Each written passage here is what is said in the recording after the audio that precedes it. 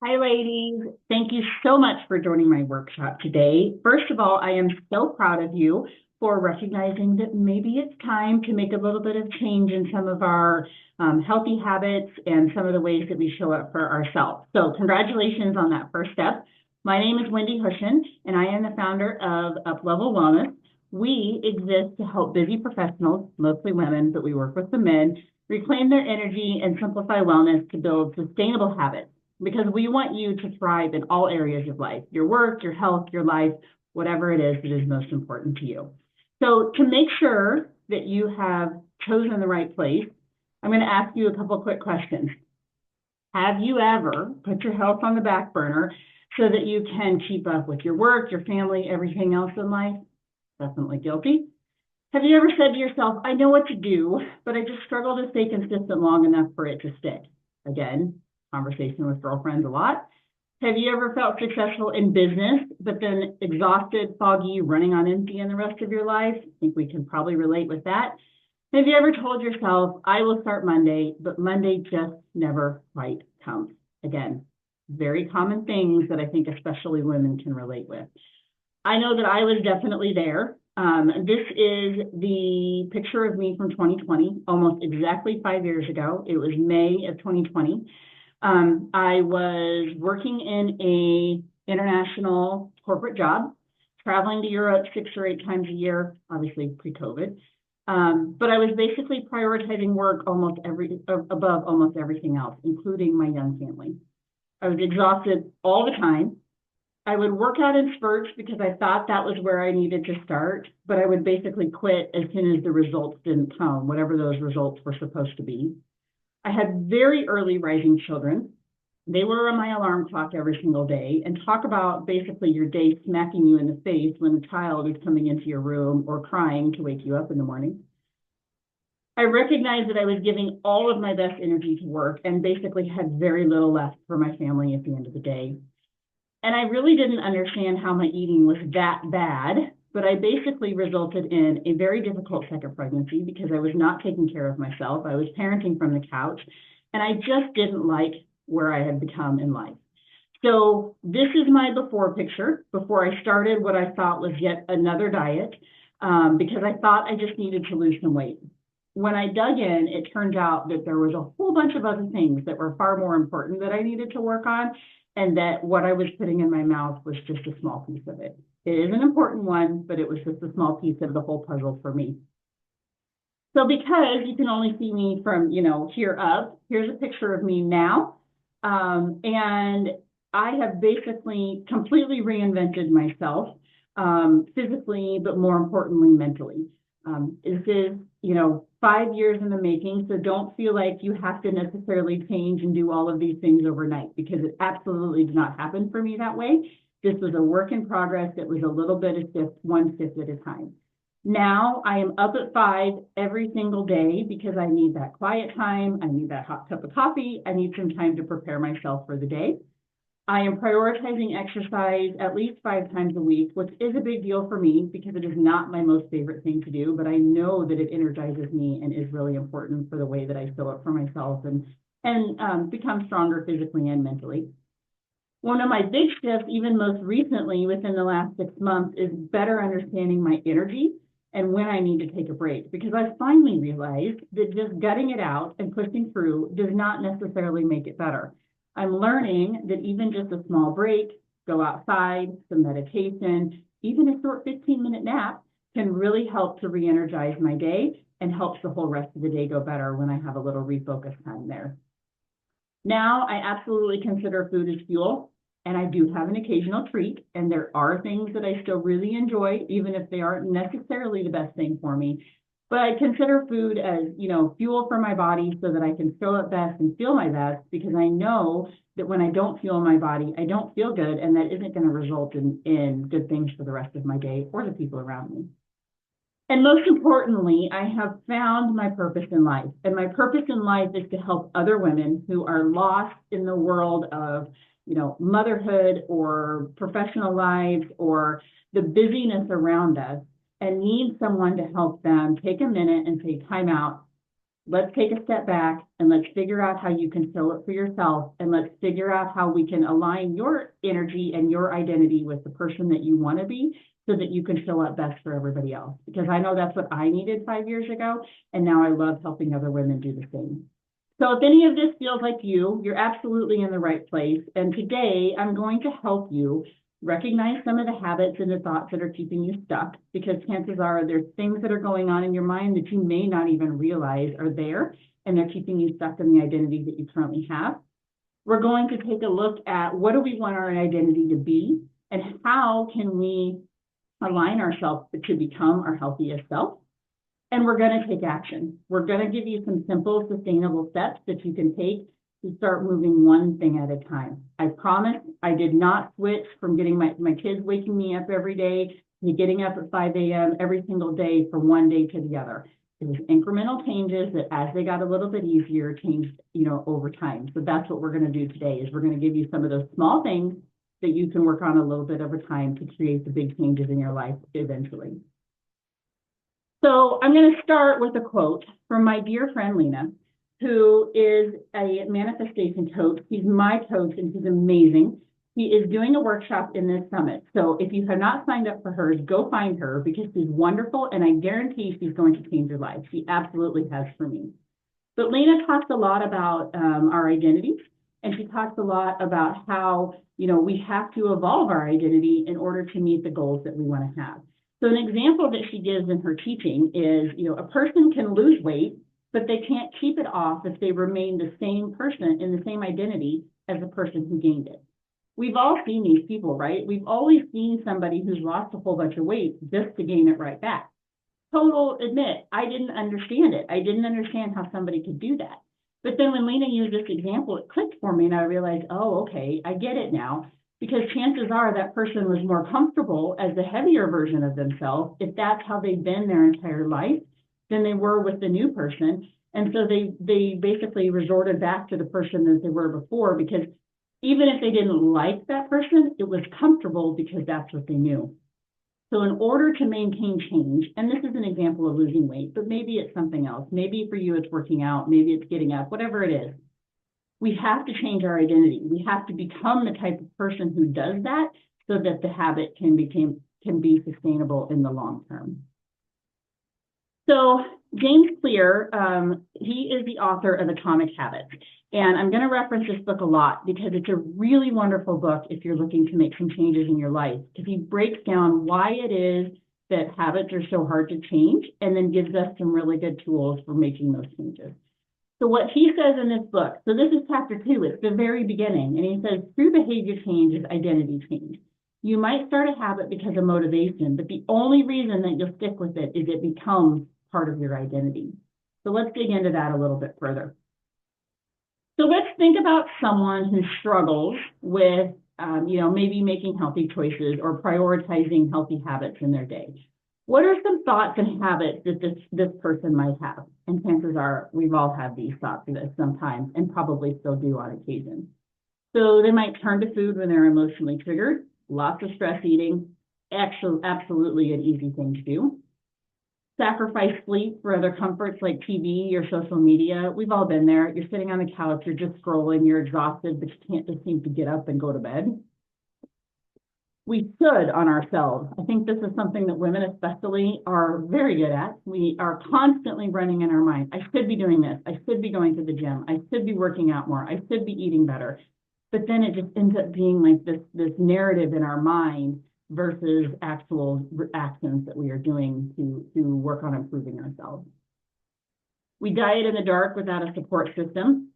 Chances are this is because we've failed before and we don't really want somebody else to know that we're doing it, because we really just think in the end we're going to fail again.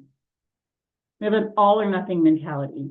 It's very easy to go down a rabbit trail of, okay, well, I ate that cookie, so I might as well eat another one. And then I might as well have a piece of cake because I already ate the cookies. And then I might as well have the wine because I have the other things.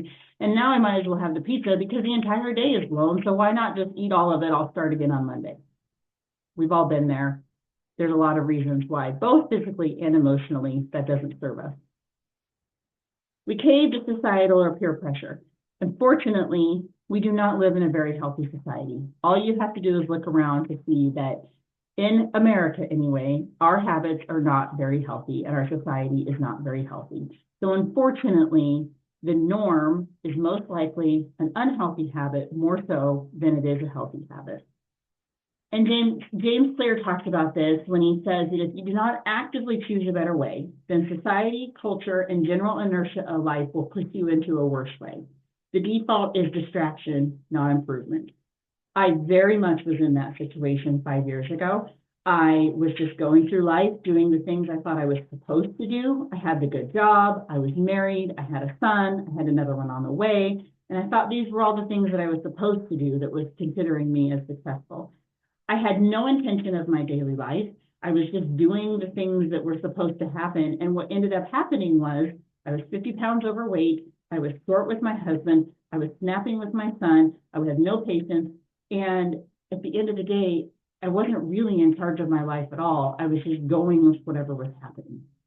So this is very much part of my story. And it wasn't until I realized, oh, okay, I have to be more intentional in what I'm doing that things really started to change for me personally. Okay, so let's flip to the other side here. What are some thoughts and habits that a healthy person has? They consider food as fuel, not comfort. They prioritize sleep and they have a good nighttime routine. The recommendation is to turn off the devices an hour before bed. And I realize that that's hard, especially if you have kids, because that seems like it's the only time that you can sit down and just bed. But there really is a lot of research that shows that the blue light from our devices does affect our sleep. They understand how healthy food makes them feel physically. This was absolutely me. I did not realize that I felt bad all the time, and it was most likely because of what I was eating. But then once I realized that, I thought, oh boy, I don't need to eat those things because it just makes me feel bad, and what's the point? They prioritize movement in a way that fits within their life, and then they build to it as it gets easier. This is a big one for me because, again, exercise is not my most favorite thing to do. So I have to do it in a way that I'm going to most likely do it, which is first thing in the morning for me. It has to be as quick as possible, and I basically just have to get on with it and then move on with my day, because if I let it wait until later in the day, it's never going to happen.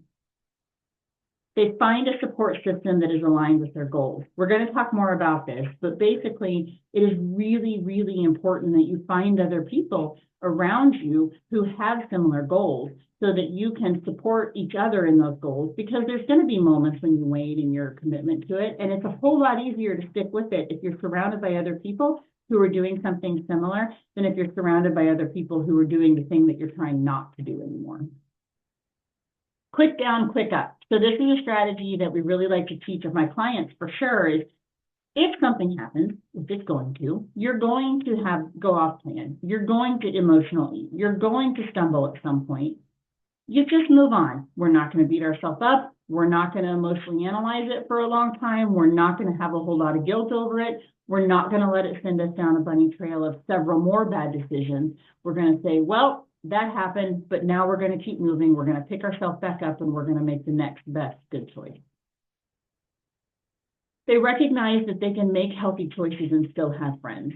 This was a hard one for me. It took me a while to be able to go out with other people and order things that I knew served me and aligned with my goals, and change from drinking a whole bunch to basically only, maybe only having one or two or none that night. It is hard when your circle of friends or people around you don't necessarily align with some of your habits now, but it is possible. And at the end of the day, if they have problems with that, it's more than likely more about them and their insecurity about their choices that they're making than it is about what they think about you. Okay, so we understand what the picture of somebody looks like that is doing these things, but why is it so hard to change from where we are to where we want to be? What James Clear says in Atomic Habits is we don't choose our earliest habits, we imitate them. We follow the script handed down to us by our friends, our family, our church, our school, our community, whatever it is, our society. And again, unfortunately, especially in America, our society is not very healthy.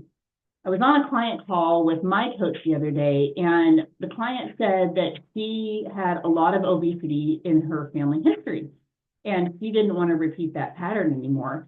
And what was really interesting is my coach said, I think it's important to realize that you don't have obesity.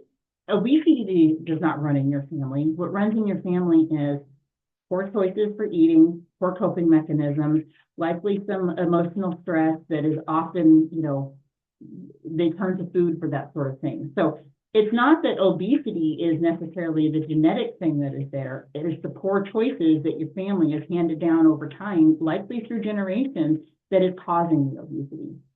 I am not belittling the fact that that is a major thing to get over, and it is really hard to change. But I think when we shift our mindset to realizing that it is possible to change these habits, but it's going to be hard, so we better find some people and some systems and support in order to do it, then it's a lot more likely that you're going to be able to break those chains in our family's history. Okay, great. So now what do? I realize that I want to do something different, but how exactly am I supposed to totally reinvent myself as someone who prioritizes herself and her health? Well, first, we're going to take an exercise again that I'm borrowing from Lena. We're going to be honest with ourselves about where we are now. We're going to name our current identity. This is super fun. Post on Facebook, ask your friends and family to ask them, what are 2 or 3 words that you would use to describe me? And then gather all that input, make a list of what you say to yourself. What are the things that you think about yourself? What are some of the things, the stories in your head that are continuing to run? Chances are they're probably not as positive as what everybody else is going to say about you. Put that all into ChatGPT. Ask it to name your current identity. So I did this based on some input from my clients that I often hear. And what it came back with is overwhelmed Olivia. Olivia is a strong, caring woman who gives her all to family and work, but when it comes to her own health, she feels stuck. She knows she should make better choices, but between busy days and exhaustion, she struggles to follow through. She starts new habits with the best intentions, but when she slips up or doesn't see results fast enough, she quits. The cycle of yo-yo dieting has left her frustrated and drained. Deep down, she wants lasting change, but she doesn't know where to start or how to make it stick. Can any of you relate to anything in that story? Because I know I definitely could when I started about 5 years ago. But now we're going to shift and we're going to say, okay, great. Who would I love to be? And have fun with this. So let's paint the picture of the person that I would love to be. What would you love your life to look like? What does the healthy version of you do each day? How does she respond to stress? What does she do when she gets home from work and she's exhausted? How does she prioritize movement? What does she order when she's out with friends? Write all of that down. Word vomit, type it out, whatever it is that gets it, to help you paint that picture of what you would really love. And then put that back into ChatGPT and ask it to name your new identity based on these desires. So now we want to become empowered Olivia. She's a woman who takes control of her health with confidence and ease. She fuels her body with nourishing foods, not just for herself, but to set a positive example for her family. She moves daily because she wants to, knowing it gives her energy to be fully present with her loved ones. She feels comfortable and strong in her body, no longer second-guessing herself when getting dressed. She's faced with temptations or peer pressure. She stands firm in her choices, knowing she's building a lifestyle that aligns with her goals. At work and at home, she radiates confidence, balance, and strength, showing up as the best version of herself. Wouldn't we all love to feel like empowered Olivia? So I want you to do this. I want you to paint this picture of where you want to be, and then I want you to copy and paste that and put it wherever you can see it. Put it wherever you're going to be tempted, wherever you need a reminder of who it is that you want to be, so that when you stumble, when hard things come, because they will, you can come back and say, nope, I'm going to become empowered Olivia today, and she would not do this. And so this is the version of me that I'm stepping into. I'm going to keep stepping into that until this becomes my reality. In order to create that change, though, we have to be firm in why it is that we want to change. Our desire for change has to be great enough to endure the struggles of creating new habits. So why do you want to change? You need to ask yourself that, and then you want to get 7 layers deep in why it is that you want to create that change. Because at the beginning of the day, you may say, oh, I want to create change because all I can wear is my maternity clothes and I am not buying a size bigger. That was me. But then if you say, well, why is that really important? Well, because I don't want to show up as this person. I don't feel good. This is not how I want to feel. So why is that important? Because I'm out of energy and I have young kids and I want to be able to keep up with them. Well, why is that important? Because I feel like at the end of the day, I'm giving all of my work to my energy to my work and not necessarily to my family. Well, why is that important? You get the idea. Keep asking yourself, why does that matter, until you get to something that is strong enough that when those temptations come, because they will, you can hold firm in that why that's going to give you the intrinsic motivation to keep going. And then you're going to share that why with somebody else you trust so that they can help hold you accountable to your goals. You're going to need somebody else to remind you when it gets hard why you wanted to do the things you wanted to do. And remember, change won't happen overnight. We are all drivers, most likely. We are all women who want to make things happen, but we cannot change who we are and all of our habits overnight. We've all been that person who set a New Year's resolution and then 3 weeks in quit because it got too hard and you decided I wasn't going to do it anymore. You have to become the type of person who has these habits before they will become second nature. James Clear says, the bad workouts are the most important ones. It's easy to train when you feel good, but it's crucial to show up when you don't feel like it. Going to the gym for 15 minutes might not improve your physical health, but it reinforces the person that you are the kind of person who goes, even if you don't feel like it. And last but not least, we're going to start small. Do not overwhelm the system. Start by picking one or two things. Maybe there's something that I shared with today. I'm going to share a resource with you that's going to give you some other micro habits that can really help to lead up to big change. But start by picking one or two things, and you start with those, and then you build on it as you go. Don't wait until it's all perfect. Don't wait until it's the perfect time. There's always going to be another party. There's always going to be another vacation. You just have to start. The goal is progress, not perfection. And so you just have to start. And like we said, you want to find an accountability buddy, someone to talk to that understands who you are. You cannot do this on your own. You need somebody else in your corner cheering you on when it gets hard. Again, James Clear sums it up by saying, we need to decide the person that we want to be, and then we need to prove it to ourselves with small wins over and over and over again that we can become that person until we are that person and we are reinforced in that identity. So if you're still here with me, I hope that something that I shared today gives you hope that change is possible. I am literal proof that it is possible. I lost 50 pounds. I've kept it off for 5 years, but more importantly, I have totally reinvented myself as a person who prioritizes health and helps others. I left my corporate job because it was no longer fulfilling my purpose in life, and I've gone all in on helping other people to become the best version of themselves. And so I hope that I've inspired you to realize that it's possible if this is an area in your life that you are wanting to create change. And if it's time for you to develop an identity of someone who protects her energy because you realize that you are the asset, whether it's in your business or your family or whatever it is in your part of life, you are the most important asset that you have to protect first. And I want to help you do that. So today, I would love for you to download my guide to feeling aligned again.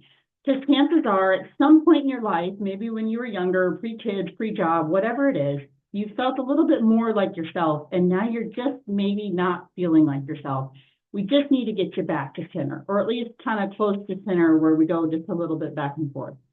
I want to share this guide with you. It is jam-packed full of ways to find more time in your day, find more energy in your life, and some small micro habits that you can make on a daily basis, one or two at a time, that add up to big results and change. And I know because I have lived this and I have done all of these things over time, and they've made a huge difference in my life.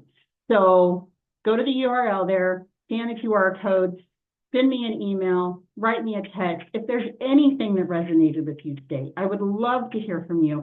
I want to be your accountability buddy to cheer you on. And even if it's just to say, I see you and I acknowledge that you are wanting to create change, and that's amazing, and I know you can do it. So please connect with me. Thank you so much for spending the time with me here today. I'd love to hear your stories, and I can't wait to get to know you better.